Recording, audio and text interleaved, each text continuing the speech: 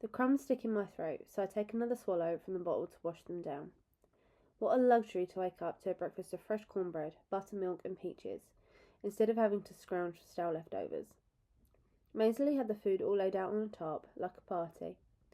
She folded a pair of handkerchiefs into flowers for napkins, and even filled the bowl of the wine glass with some kind of pink blossom. Likely poisonous, but undeniably decorative. Day 6. Somehow I'm still alive. I've no idea why the game makers, under Snow's direction, have not destroyed me already. Could I possibly be so popular that they're keeping me around just to please the audience? Are they planning some particularly spectacular ending for me? I don't know, but I do know the arena is still begging to be broken. The parachute arrived while I slept, which was after Maisie, as it turned out, because the brainworm cranked me up, so I offered to take the first watch. If I can use the blowtorch to burn through the hedge, ladybug, what will I find? Hopefully a generator that's susceptible to fire as well. Hopefully I can burn through the side with some kind of control panel and... Do we head for the cornucopia or search for Welly? Maisie asks. I help myself to a peach wedge, scooting the final one her way, as I determine the best strategy to get her to support my plan, without actually telling her, and all the people watching us, what it is.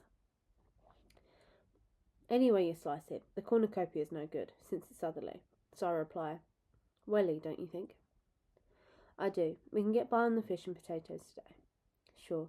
And thanks for setting out the breakfast so fancy. Thought I'd kick off the day with a poster, she says. I think about it, her emphasis on manners, her pretty picnics, and I remember her words the first day on the train. Listen, Luella, if you let them treat you like an animal, they will. So don't let them. This morning poster says, we're civilized. We appreciate beautiful things. We're as good as you. It's an extension of our whole campaign to show the capital our value. Will they know that she's referring to rebellion? I doubt it. They don't know what Pa told me. A poster could merely be promoting us as tributes, and what harm is there in a few flower napkins anyway? Nice paint job, I say, and actually get a smile. After we pack up our belongings, we survey the woods. Let's head north again, I say, and start walking. She follows me uncertainly. Why? Because we've got a feeling Willie would want to get as far away from the volcano as possible. I don't know. We've been all over that area with no sign of her. Exactly. It's like Mag said in the arena. You generally keep moving, and she hasn't been there yet, so let's give it a try. Maisie looks unconvinced but stays the course, for a mile or so anyway. I don't think we're going to find her this way, she says finally. Really? I think we're on the right track. Why? The arena narrows to a point up north, right? Like it did in the south. Never underestimate her observational skills. Well, not right away. But it does. Wouldn't Willie feel trapped? Which is exactly why the careers won't think to look around here, just like you said. I can feel myself skating on thin ice, but I try to project confidence, adding a little bounce to my step. Maisie shoots me a look but trudges along for a while, thinking. Then she stops cold. No, you're wrong. Willie would stand a much better chance in the meadow than she would up here. Little thing like her, she could disappear in the grass. It goes on for miles. Lay low and look for food at the cornucopia. They'd never find her. And even if she did come to the woods, she's too smart to let herself get pinned in like that. You know that. But you're taking me north again. Hey, Mitch. Why? She folds her arms and waits. I'm going to have to tell her something, or it's all over. The hedge. I think we should give it another look. She shudders. Ugh. If I even had a quart of blood to spare, why on earth would we do that? I hold my hands to indicate the arena, because it has to end somewhere, right? The arena can't go on forever. What do you expect to find? I don't know. Maybe there's something we can use. You mean like something mechanical? Electrical? Maybe. Or if not, maybe we can collect those ladybugs to use as a weapon ourselves. Make the maze into a trap for the careers. Lure them in, drop a tarp of ladybugs on them, get them lost in there. It's not easy to escape, but I think if we're smart, we can use it for our own means. I lift my brows, trying to telegraph this. I can't tell her everything, but it's imperative. I swear. Do this, and I'll never ask you for anything else for as long as I live. She rolls her eyes. Well, that's a generous offer. Come on, sis. I need this for my next poster. How quickly that's become our shorthand for defying the capital. She relents. All right, but it better be a good one. Oh, ladybug, it will be. I promise. My ears feel better today. clearer and more dependable. As we move on, I'm the first to pick up on the high-pitched whine coming from the west, an area I haven't explored this far north. You hear that? I do now, Moseley says. I just thought it was part of the nature sounds here, like the birds. That's what worries me.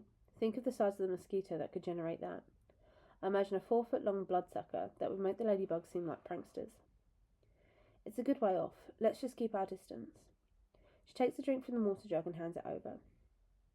There's a confusing moment when the jug bursts, splashing water over both of us, before we both make sense of the knife, the fast approaching boots, and the undeniable truth that we're being ambushed. Caught off guard. We bolt away from the careers, for it sure as hell isn't Willie, and straight into the giant mosquito hum. I'm hoping we can scrape Silka and Marie off whatever produces it. If we could outrun them, it might be worth turning to make a stand, but those girls are close on our heels. It seems pointless. They'd be upon us before we had time to defend ourselves. At the moment, only the trees we're dodging can protect us. We're dodging between protect us from their deadly projectiles. It's all I can do to pull my knife and hope for an opening. Suddenly, my feet lose traction. I'm on my butt, sliding into a clearing like I've hit a patch of ice.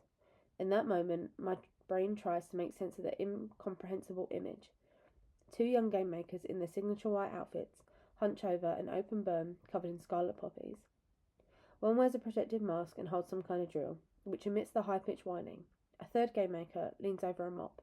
By the look on their faces, I know the surprise is mutual. I skid to a stop a few feet in front of them, in a puddle of something, that brings to mind the slime that results when you boil okra. Maisie whizzes right past the game makers and latches onto a sampling at the edge of the burn, somehow staying upright. For a moment, we all freeze, the shock universal.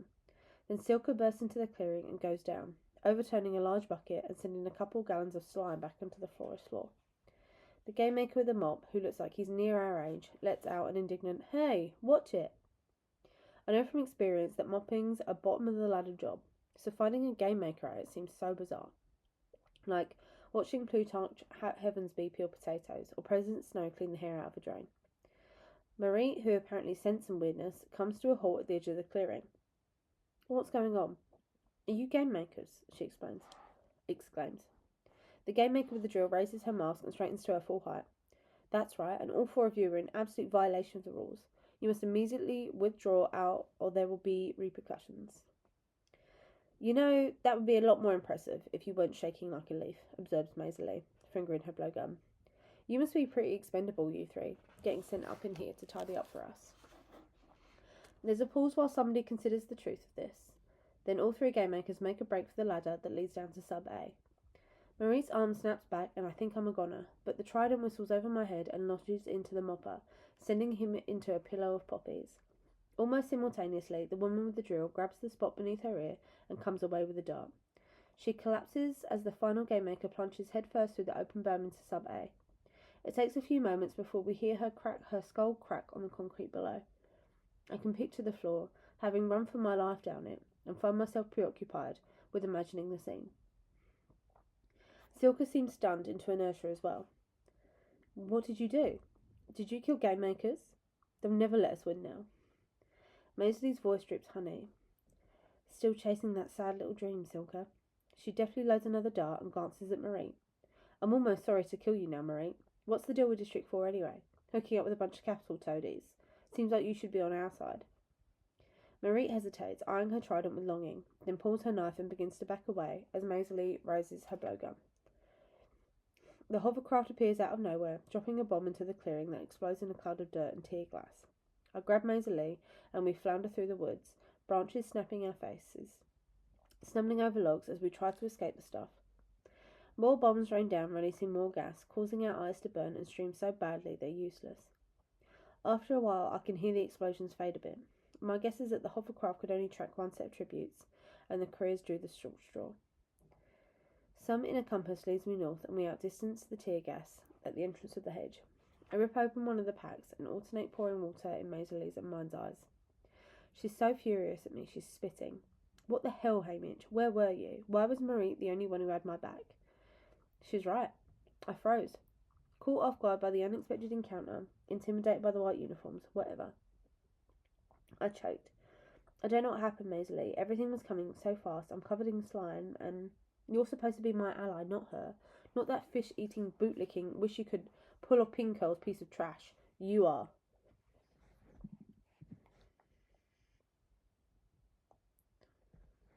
Hold on. My mum just called me, that's all.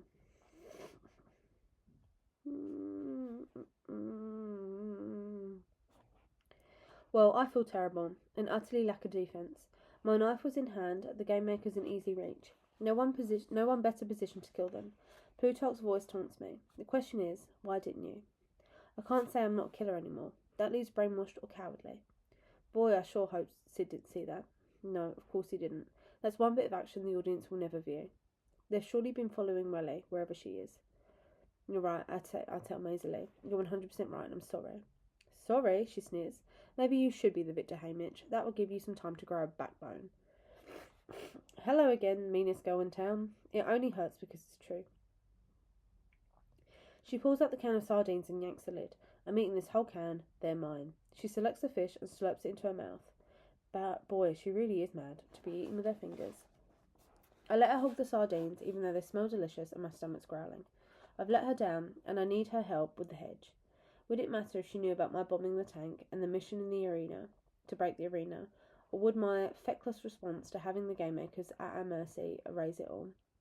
I don't know. I just hope that once she's a belly full of fish, she'll give me a hand. After a few minutes, the slurping stops.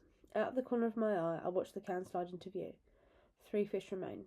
I shake my head. She gives them a nudge in my direction. I'm so hungry I take them. Was it because of your poster? She asks, her voice still tight. She means, I think, I was avoiding confronting the game makers because of the fabulous statement I'm planning to make. I wish I could say it was, but no. I didn't think about that. I don't know what it was. Just programmed to be walked all over, I guess. You nailed it. No, what I said wasn't fair. You've done your part. With Luella in the chariot. Getting a 1 in training. And I suspect whatever it is that you've been up to that you're so cagey about. She dampens a handkerchief and cleans her hands. You know, if we start picking off the game makers before we got in here, we might have stood a chance. I think of the moment with the knives in training, of the country as a whole, and how we just keep submitting to the capital's rule. Why? It's not a conversation I can have in front of the cameras, so I just concentrate on wiping the last bit of oil out the can. Then I go about scraping the slime off my pants. At least it doesn't smell bad, or burn my skin, or harden, which makes it one of the more benign things I've encountered in here. Maisie's breathing has returned to normal. I decide to give her 5 more minutes to recover before I push for the hedge. I watch as she traces the spider web on a bush. Look at the craftsmanship. Best weavers on the planet. Surprised to see you touching that. Oh, I love anything silk. She rubs the threads between her fingers. Soft as silk, like my grandmother's skin. She pops open a locket in her neck and shows me the photo inside. Here she is, just a year before she died. Isn't she beautiful? I take in the smiling eyes full of mischief, peering out their own spiderweb of wrinkles. She is. She was a kind lady, used to sneak me candy sometimes. Maisie laughs. You weren't the only one. She got chewed out for that. She cups the locket in her hands and examines her. No one ever loved me more. I've always hoped I'd look like her one day. Never going to see myself grow old, I guess. Maybe. Oh no, not after today. She bites her lip. She used to say, if I was afraid, it's okay, Maisie. Nothing they can take from you was ever worth keeping. I know that song. Lenore Dove sings it. It's a song? Maisie smiles. Well, your gal's full of surprises. Guess you got the jump on all of us. Doing what? Doing nothing. She snaps the locket closed and stands. Let's visit your hedge, Mr. Abernathy. Well, okay then, Miss Donna. I break a branch that looks familiar off a nearby tree. Hold this. What do? I whip out the blowtorch, light her up, and nod at the hedge. You're my wingman. Anything with wings, you burn. Ready? As I'll ever be. I charge through the hedge, making a beeline for the site of our previous breakout attempt. Firing up the blowtorch, I cut a straight line from my shoulder to the ground. Ladybugs begin to swarm, and the greenery catches fire. Maisie steps right in, waving the torch over the infestation. The mutts ignite, inflate, and burst open like dried corn kernels in hot grease. I carve another line parallel to the first, a couple of feet to the right. More bugs emerge from the hedge and fly at us. Maisie circles her torch, singing as she exterminates them. Ladybugs, ladybugs, fly away home. Your house is on fire, your children are gone. All except one who answers to Nan. She was hiding under the frying pan. I join in as I continue to burn a door in the bushes, sweeping the flame from side to side. The stench of fried insects, chemicals, and burnt sugar surrounds us as the crackling of the holly leaves and the bug shells underscores our song. The hedge puts off a prohibitive amount of heat, but we keep on, carving a tunnel through it. A few yards in, daylight peeks in from the other side. Almost there, I shout to Maisie. My flame has begun to sputter. I lay on the trigger, and the last layer of the prickly leaves dissolves into ash. I drop the empty blowtorch to the ground and step out into an even stretch of parched ground that leads to a drop-off. Maisie emerges beside me, running her torch around the interior of the tunnel and tossing it to scorch the last handful of bugs. She beats out the sparks on her shirt. So, did we reach the end? I walk to the edge of what turns out to be a cliff. A sheer drop around 100 feet means a carpet of pointy rocks. Nestled amongst them sits a gigantic machine, purring like a contented cat. The generator. Only a stone's throw away, but it might as well be the moon. A sound leaves my body, something between a moan and a sigh. Yeah, I tell her. This is the end of the road.